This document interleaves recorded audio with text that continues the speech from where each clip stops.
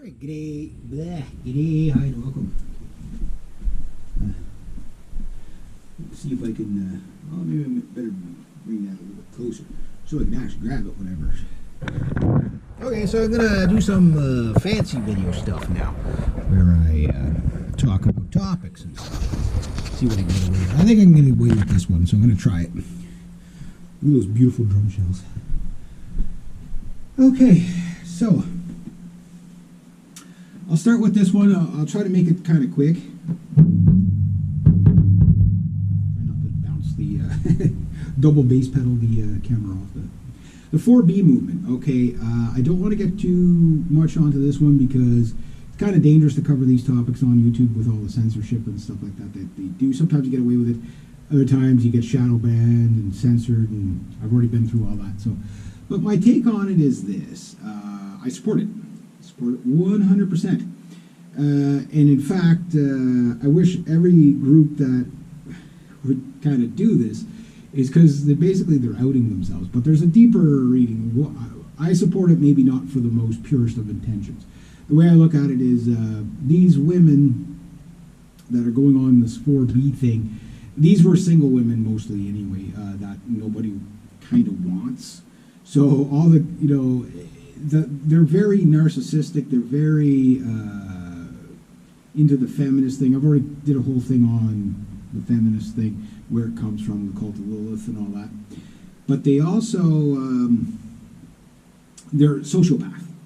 I'm going to do some self-harm, remove myself from the gene pool, out myself by shaving my head and wearing a blue bracelet and all that.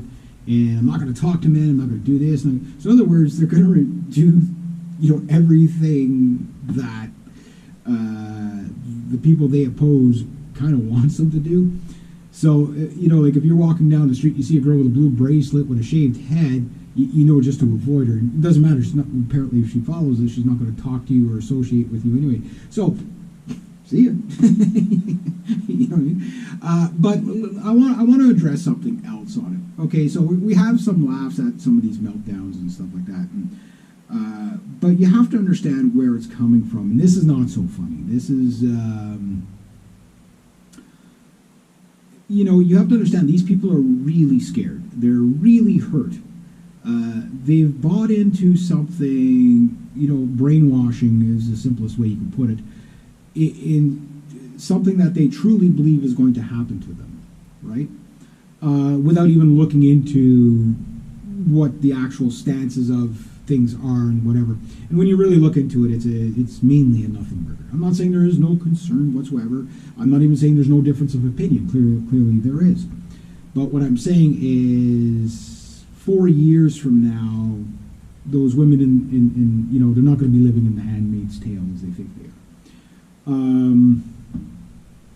It's just, I'm not going to go on the main issue that it's too much of a landmine to do on YouTube. Some people get away with it. I can't.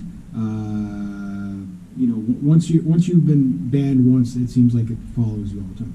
But the 4B movement is basically women crying for help. These are narcissistic women that just really want to be paid attention to. They really do. And the reason why they're doing, the way they're thinking of this, and you can listen to one after the next, and you're going to get the same impression.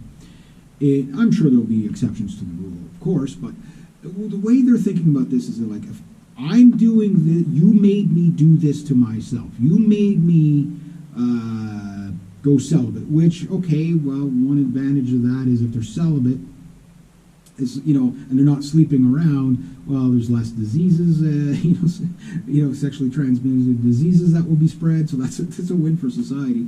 But the thing is that what they're doing is they're swearing off intimacy because they can't seem to find it anyway. So this kind of gives them that out, right? This gives them the, it gives them kind of what they wanted, so they can justify staying out of relationships, justify trying to, start a family, justify, they can find, because no, everything's so oppressive, I have to back away from it for my own safety. Meanwhile, they're actually just hurting themselves. And a narcissist will hurt themselves and then blame you for it and expect you to feel bad about it. You know what I mean? Like, I'm doing this. I hope you're happy with what I'm doing because you made me do this, kind of thing, right? That's narcissistic, but it's also sociopathic. You don't have to be a PhD to figure this out. You know, it's right on their sleeve. They're wearing it on their sleeve. So it is a big problem, but it's a strange problem where every crazy group out there would out themselves, that you could just walk down the street and say, okay, well that person, they're going to blow you up, so cross the street. That person, they hate you, don't talk to them, whatever. You could avoid people so easy, but life is never usually that easy. But they're making this one kind of easy for us. But it is a sad thing because it just shows you how broken a lot of people are, and that part I have empathy for. So the cringe, like, I mean, you got people freaking out on camera, and you just got to think of this mindset. Okay, I'm going to freak out, I'm going to cry, and I'm going to scream because the election results didn't go the way I want, but only after I hit the record button. That's pretty narcissistic, isn't it? But it's also psychopathic, sociopathic, and the psychopath, sociopath, they kind of go hand in hand. And the rest of the people that are not a psychopath and not a sociopath are sitting there going, what the hell is going on? Right? They don't understand that what you're seeing isn't a reaction. You're seeing a symptom of the bigger problems in our society. Women and men are supposed to get along. We're supposed to get along. The two-step between man and woman is a beautiful thing. And there's been so much effort to disrupt that, which is going to bring me to my next video. So yes, I do support the 4B movement until these women can either seek help and, you know, just kind of get some self-reflection. The world's not going to revolve around them ever. It doesn't revolve around me. It's not going to revolve around you. And that self-harm is never the solution. You got to question why you're so scared. Who told you to be so scared? Is there things in this world to be scared of? Absolutely. Absolutely. If Joseph Stalin was getting elected, I'd be terrified.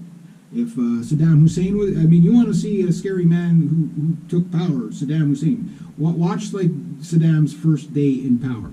Yeah. You want to see a strong man? There you go. That guy was terrifying. Dangerous, you go to Mao. I would have been terrified to see Mao. Orange Man is not really, even Mustache Man wasn't as scary as, say, Stalin or Castro or Mao. Mao would be the scariest guy. Mao is the largest genocidal maniac that's ever lived. The man had 80 million people killed. That's the record. You know what I mean? So when you pick up a history book and you start to think about the situation you're in relative to what, I think we're still doing pretty good. Yeah, we've got problems. We've got to solve it. But yeah. So this will lead me to my next video, which is going to be based on,